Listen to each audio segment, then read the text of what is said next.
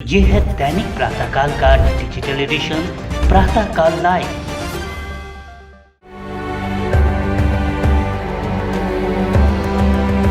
प्रातःकाल पर चल रहे संवाद शो का उद्देश्य है मुंबई के प्रवासी समाज के उस वर्ग से आपको रूबरू करवाना जिन्होंने अपने जीवन में कुछ तो खास किया है। इस कड़ी में आज आपको मिलवा रहे हैं युवा समाज सेवी संजय सियाल से।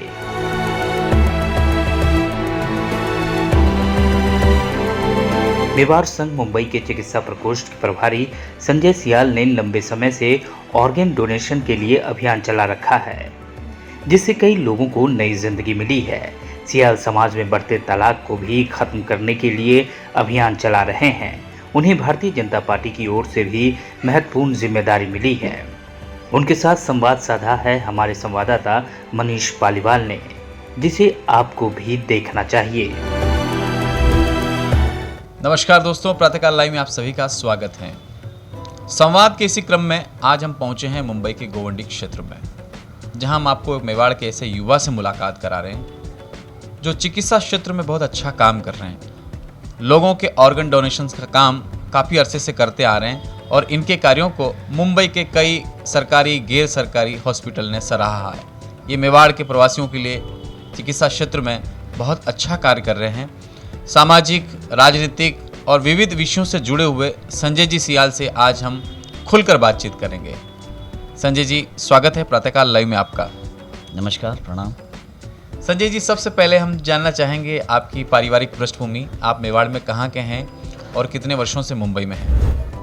मैं आदरणीय बादशाह हमारे माणकचंद जी सियाल सासेरा से हूँ और फतेहनगर हमारा मकान पापा ने बनाया था, तो फतेहनगर हम रहते हैं। कभी लगभग 25 साल के आसपास हो गए हैं और गोवंडी में हम यहाँ पे लगभग 40 साल से यहाँ पे रह रहे हैं। जब पापा यहाँ पे फर्स्ट टाइम आए थे तब से, उसके बाद हमने पापा के सहयोग से काफ़ी विषय बिजनेस किए हमने, और अब हमने बाइक का शोरूम मेवाड़ मोटर्स के नाम से हम लगभग 8-9 साल से हमने कर रहे हैं। इसके अलावा मेरा छोटा सा ज्वेलरी शॉप है, अर्पण ज्वेलर्स, जो छोटा भाई देखता है, और ऊपर हमारे एक मुस्कान हॉस्पिटल के नाम से हम एक हॉस्पिटल चलाते हैं। निम्न जानकारी के लिए बहुत बहुत धन्यवाद। संजय जी, वर्तमान में आप मेवाड़ संघ मुंबई में चिकित्सा प्रकोष्ठ के प्रभारी हैं। ये चिकित्सा प्रकोष्ठ किस तरीके से काम करता है और अब तक क्या क्या काम हो चुके हैं? चिकित्सा प्रकोष्ठ की प्रकल्पना हमने लगभग पिछले 3-4 कार्यकारिणी से रखी थी, बट वो किसी कारणवश हो नहीं पा रही थी। इस बार नेमीचंद जी भाई साहब का हार्दिक धन्यवाद दूंगा कि उन्होंने मेरी बात रखी। नेमीचंद जी साहब धाकड़ ने स्वास्थ्य समिति की रचना रखी और उसको कार्यान्वित किया। इसके हमारे जोन प्रभारी और सह संयोजक हैं। इसमें 6 सह संयोजक हैं, 6 जोन प्रभारी हैं और लगभग 50 से 60 कार्यकारिणी मेंबर्स हैं जो इस सेवा के लिए काम कर रहे हैं। मेवाड़ संघ से लगभग मैं 2007 से मेवाड़ संघ की जो पहली कार्यकारिणी हुई थी, मुझे गर्व है कि मैं MNM की पहली कार्यकारिणी से जुड़ा हूँ, जहाँ पे हम सिर्फ 7 लोग शुरू किए थे और आज तक हम उसको आगे बढ़ाते आज एक वट वृक्ष हो गया है। चिकित्सा सेवा जब से शुरू हुई है, हमने अभी तक 5 से 6 कार्यक्रम किए हैं, जिसको काफ़ी सराहा गया। अब हमारा लक्ष्य आगे है कि चिकित्सा शिविर जो संस्था बनाई है हमने, मेवाड़ स्वास्थ्य समिति मित्र मंडल, तो उसको हम आगे लेके जाके पूरे समाज के लिए और जैन समाज के लिए हम आगे से आगे काम करें। इसको आगे बढ़ाने की कोशिश कर रहे हैं। इसमें हमारे कुछ विषय हैं जिसमें हम काम करेंगे। सबसे पहला हमारा ऑर्गन डोनेशन का कार्यक्रम है। उसके बाद हमने जो एक हेल्थ कार्ड बनाने का प्लानिंग किया है, जो सारे स्थानकवासी समाज के लिए एक हेल्थ कार्ड बनेगा। इसमें हम मुंबई के लगभग 100 हॉस्पिटल्स, पहले स्टार्टिंग में 100 हॉस्पिटल से टाइप करेंगे और लगभग 200 डॉक्टर्स के हम टाइप करेंगे। उसके बाद में लगभग 50 से 60 जो लैब्स होती हैं उनसे हम टाइप करके सारे ये लाभ फ़ायदा लेने के लिए हम 10 जो हमारे समाज के लोग हैं उनको एक कार्ड बनेगा। उससे क्या होगा कि समाज के व्यवस्थित जगह पे वो जाके अपना चिकित्सा करा पाएंगे और उनको सेवा का लाभ मिलेगा। सामाजिक रूप से जहर का रूप ले चुका तलाक आज पूरे समाज की समस्या है। इस विषय में भी आपका एक आंदोलन चल रहा है, उस बारे में बताएं। स्थानकवासी समाज में एक बहुत बड़ी दुविधा चल रही है पिछले 20-25 सालों से। छोटी छोटी बातों पे तलाक और अनबन बना के अपने लड़कियां घर पे जाके बैठ जाती हैं। लड़कों में कुछ बातें नहीं होती, सही तरीके से नहीं होती। उसके लिए मैंने कोशिश की है, हमारे लोकल समाज से हमने शुरू किया है कि तलाक ना हो, इसके लिए एक संगठन बनाते हैं और उसमें सरकारी पहलुओं से जाने से पहले समाज में जावे और समाज में इसकी बात रखें, ताकि कम से कम तलाक हो और तकलीफ़ दोनों परिवार में जो है तो तकलीफ़ों का काम कम से कम हो। इसकी वजह से हमने क्या किया है कि एक 5-7 लोगों की हमने एक कमेटी बनाई है, जिसमें हम लोगों को जिसका तकलीफ़ है वो दोनों पहलुओं को साथ में रखते हैं और उनकी बात समझते हैं और फिर दोनों पहलुओं का रखते हुए उसका फैसला लिया जाता है, उसके हिसाब से आगे काम करते हैं। यही काम हम समाज के मेवाड़ संघ के लेवल पे हम करना चाह रहे हैं, जिसमें हम कुछ चाहेंगे कि कानून की जानकारी रखने वाले कुछ वरिष्ठ पदाधिकारी और समाज के गणमान्य व्यक्तियों का हम कमेटी बनाए, 15 से 20 कमेटी बनावे, जिससे क्या होगा कि हमारे समाज में जो विघटन का ये कार्य चल रहा है, इस विघटन कार्य को यहीं रोक लगे। संजय भाई धन्यवाद। संजय जी, ऑर्गन डोनेशंस का जो आपका अभियान है और इस अभियान की शुरुआत आपने अपने स्वयं पिताजी के माध्यम से की थी, इसकी शुरुआत कैसे हुई, इसकी प्रेरणा कैसे मिली और अब तक इस विषय में क्या क्या काम हुए हैं? ये हमारे पापा जब 2014 में 15 में जब पापा की एक्सपायरी हुई थी, तो डॉक्टर अमित शोभावत करके हमारे मित्रों में से हैं, उन्होंने मुझे मतलब कहा कि संजय भाई क्यों ना आप पापा के अंग दान करने में रखो। तो ये बात मुझे जैसे उन्होंने कही वैसे मुझे याद आई तुरंत कि पापा ने संवत्सरी के टाइम में कहा था कि मुझे मेरा नेत्र दान करना है। तो वो जब याद आया तो मैंने मम्मी से, मेरे छोटे वाले भाई से, हमारे जिया जी केतन जी से, तीनों चारों से बात करके इस विषय पे बात करके हमने निर्णय लिया कि हम ये अंगदान करना शुरू करते हैं। हमें ये पता ही नहीं था कि अंगदान होता क्या है, कैसे करते हैं। तो इसमें अमित शोभावत जी ने हमें मुझे बहुत मशवरा दिया। उन्होंने बताया कि अंगदान कैसे होता है, कैसे कर सकते हैं और इससे कितने लोगों को लाभ होगा। पापा के टोटल 7 अंगों का प्रत्यारोपण हुआ, जिससे 2 आँखें, 2 किडनी का और एक लीवर का एक पार्ट और एक लीवर का पार्ट जो थोड़ा तकलीफ थी तो वो नहीं हो पाया और एक हार्ट, ऐसे टोटल मिला के 7 अंगों का प्रत्यारोपण हुआ और आज भी लोगों का उससे जीवन चल रहा है, ऐसा मैं आशा करता हूँ। क्योंकि हमें तो पता नहीं किसने दिया और कैसे लेके गए, हमें इतना पता है कि हमने अंग दान किया था और वो सही जगह गया है, ये इन्फॉर्मेशन हमें मिली है, बट हमें पता नहीं कि कहाँ पर गया। लेकिन जिसने भी लिया, जिनको भी लिया, वो हमें आशीर्वाद देते होंगे, ये ऐसा मुझे लगता है। और मैं लोगों से चाहता हूँ कि अंगदान आप भी करें और आगे प्रेरणा देवें, लोगों से प्रेरणा करावें कि आप अंगदान का फॉर्म भर के प्रेरणा देवें कि अंगदान कीजिए। इसकी एक संस्था है JTCC करके, गवर्नमेंट की संस्था है, साइन हॉस्पिटल के वहाँ पे एक ऑफिस है, आप वहाँ पे जाके भी फॉर्म भर सकते हो, आप ऑनलाइन फॉर्म भी भर सकते हो। आप चाहो तो हमारी संस्था स्वास्थ्य समिति है, उसके अंतर्गत भी आप फॉर्म भरा सकते हो। इसके अलावा अभी तक हमने 8 साल हो गए हमें जैन कॉन्फ्रेंस के बैनर पे हमने ऑर्गन डोनेशन का बहुत बड़ा मुहिम चलाया था। महेंद्र जी बगारिया, मनीष जी सांखला, इन्होंने हमें सहयोग किया था। उस टाइम पे हमने ऑर्गन डोनेशन का पूरे मुंबई हिंदुस्तान लेवल पे हमने एक कार्यक्रम किया था। इसमें आज सबसे बड़ा जो काम हमका हो रहा है, हैदराबाद में हमारे सुरेश जी लोढ़ा है जो बहुत बड़े लेवल पे काम कर रहे हैं। उन्होंने लगभग 300 आँखों का दान उनकी संस्थाओं के थ्रू करा चुके हैं। इसके बाद सूरत में काम हो रहा है, मुंबई में काम हो रहा है, पूना में काम हो रहा है, नासिक में काम हो रहा है। मुंबई में हमने पर्सनली हमारे समाज से जो पहली शुरुआत पापा ने की, उसके बाद काफ़ी लोग एक्टिव हुए और काफ़ी लोगों ने इसको अंगदान किया। मैंने पर्सनल मेरे लेवल पे लगभग आज की तारीख में 84 आँखों का डोनेट हमने दान करवा चुके हैं, जो ज़्यादातर हमारी बच्चूभाई हॉस्पिटल परेल में है और एक अर्पण आई बैंक है घाटकोपर में, इनके थ्रू हमने काम किया है। इसके अलावा हमारा पनवेल में भी कुछ डोनेशन हुआ था, जयंती भाई परमार ने भी हमें काफ़ी सपोर्ट किया इस मामले में।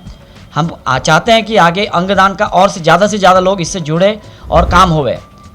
संजय जी, आने वाले वक्त में मुंबई महानगर पालिका के चुनाव होने वाले हैं। चूंकि आप राजनीतिक क्षेत्र में सक्रिय हैं, तो इस चुनाव को लेकर क्या प्लान है? मैं सबसे पहले सामाजिक कार्य से जुड़ा था। सामाजिक कार्य करते मुझे राजनीति में लोगों ने बोला कि नहीं, आपको राजनीति में आना चाहिए। तो 8-9 साल से मैं राजनीति में सक्रिय काम कर रहा हूँ। पिछली बार 3-4 संस्थाओं से हमने जुड़े और हमने काम भी किया। मनोज कोटक जी के लिए, किरीट सोमैया जी का धन्यवाद दूंगा कि उन्होंने मुझे कार्यकारिणी में लिया। हमारी शमीम बानो जी है, उन्होंने मुझे बीजेपी में लिया और उसके बाद आज हम आगे बढ़े हैं। आज की तारीख में मैं ईशान्य मुंबई जिला अध्यक्ष हूँ। राजस्थान प्रकोष्ठ से मंगल प्रभात लोढ़ा जी, नरेंद्र जी भंडारी, इनका आशीर्वाद है, मनोज कोटक जी का आशीर्वाद से ये मैं आगे बढ़ पाया हूँ। ऐसा कहा जा रहा है कि आने वाले वक्त में आप चुनाव लड़ने जा रहे हैं गोवंडी क्षेत्र से और आपने टिकट भी मांगा है। ऐसा है कि मुझे ये लग रहा था कि मैं जो सांस्कृतिक ये सामाजिक काम जो कर रहा हूँ, उसके लिए मुझे जो बड़े लेवल पे जो प्लेटफॉर्म चाहिए था। एक तो हमारी समाज की मेवाड़ संघ की संस्था मिली, उसके बाद एक स्टेप और आगे बढ़ा। हमारे बीजेपी के कुछ पॉलिटिशियंस में जो मेरे खास मित्र हैं, उन्होंने कहा संजय भाई आप इतना अच्छे काम कर रहे हो, तो क्यों नहीं आप राजनीति में आके इलेक्शन के लिए करते हो, कि आप नगर सेवक के लिए क्यों नहीं तैयारी करते हो। तो मुझे इसके पहले कभी दिमाग में था ही नहीं कि मैं नगर सेवक की भी तैयारी कर सकता हूँ। बट जब उन्होंने बताया कि आप ऐसे कीजिए, ऐसे कर सकते हैं, आप कर सकते हो और आपको करना चाहिए, क्योंकि गोवंडी में बहुत इसकी ज़रूरत है। तो मैंने कहा ठीक है, मैं कोशिश करूँगा कि मनोज कोटक जी का आशीर्वाद लेके, अगर उनका आशीर्वाद मिला तो हम नगर सेवक के इलेक्शन के लिए भी मैं तैयार हूँ। समाज सेवा और राजनीति से जुड़े हुए मेवाड़ राजस्थान के युवाओं के लिए क्या संदेश देना चाहेंगे आप? राजनीति से हमारा समाज बहुत दूर रहता है, ये मैं विशेष आग्रह हमारे समाज के वरिष्ठ जनों से, युवाओं से करूँगा कि हम राजनीति में जब तक नहीं आएंगे तब तक हमारी पहचान नहीं बनेगी। हम लोगों को राजनीति में आना चाहिए, हमें टिकट लेना चाहिए और जीत के लोगों के लिए, समाज के लिए, पूरे हिंदुस्तान के लिए काम करना चाहिए। मैं चाहूँगा कि अगले चुनाव तक ज़्यादा से ज़्यादा अपने प्रतिनिधित्व राजस्थानी समाज का हो, यही मेरी इच्छा है। गोवंडी क्षेत्र बहुत पिछड़ा हुआ इलाका माना जाता है मुंबई का, और विकास दर भी यहाँ बहुत कम है। तो आप इसके विकास को लेकर क्या सोचते हैं? आपका विजन क्या है? मेरा विजन एकदम स्पष्ट है। बीजेपी की राजनीति से अगर सपोर्ट मिलता है, हमारा इलेक्शंस यहाँ पे होते हैं। पिछले 15 साल से समाजवादी एक तरफ से लड़ रही है और वहाँ पे उन्होंने सिर्फ और सिर्फ खाली भ्रष्टाचार और पैसा कमाने का काम किया है। शिवाजी नगर के बारे में इन्होंने बिल्कुल नहीं सोचा, कोई डेवलपमेंट नहीं किया, ना तो इन्होंने कोई इंफ्रास्ट्रक्चर का तैयारी की, ना कोई व्यवस्थित कॉलेज स्कूल बनाया, ना कुछ मतलब अपने को इंटीरियर लेवल पे कोई बड़ा काम किया। इन्होंने सिर्फ और सिर्फ नशाखोरी को बढ़ावा दिया और काम का मतलब इन्होंने जो लोकल पब्लिक है उनके बारे में कोई ध्यान नहीं दिया। अब हमारा लक्ष्य ऐसा है कि शिवाजी नगर में बहुत बड़ा पिछड़ा वर्ग है, उन पिछड़े वर्ग में सबसे काम हमको जो ज़्यादा करना है।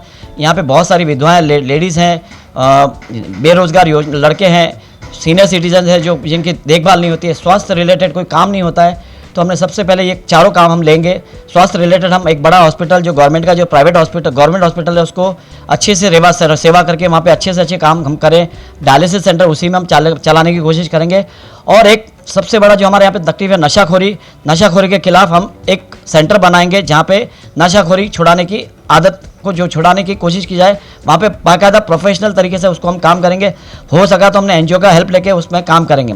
इसके बाद हमारे पास विधवा पेंशन योजना, हम गवर्नमेंट की सरकारी योजना है, वो लोगों ने लाभ अभी तक लिया नहीं, उस लाभ लेने के लिए हम ने उसका चालू करेंगे।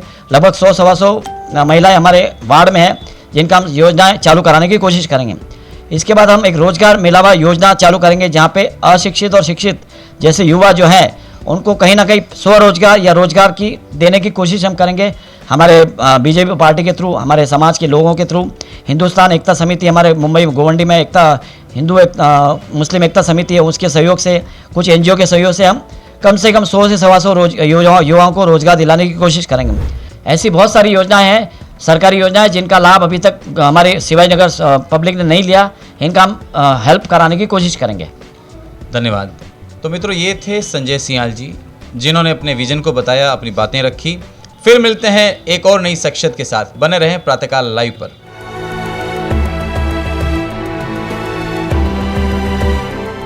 अगर आप ये कार्यक्रम YouTube पर देख रहे हैं तो हमारे चैनल को जरूर सब्सक्राइब करें और Facebook पर देख रहे हैं तो हमारे पेज को लाइक करना ना भूलें।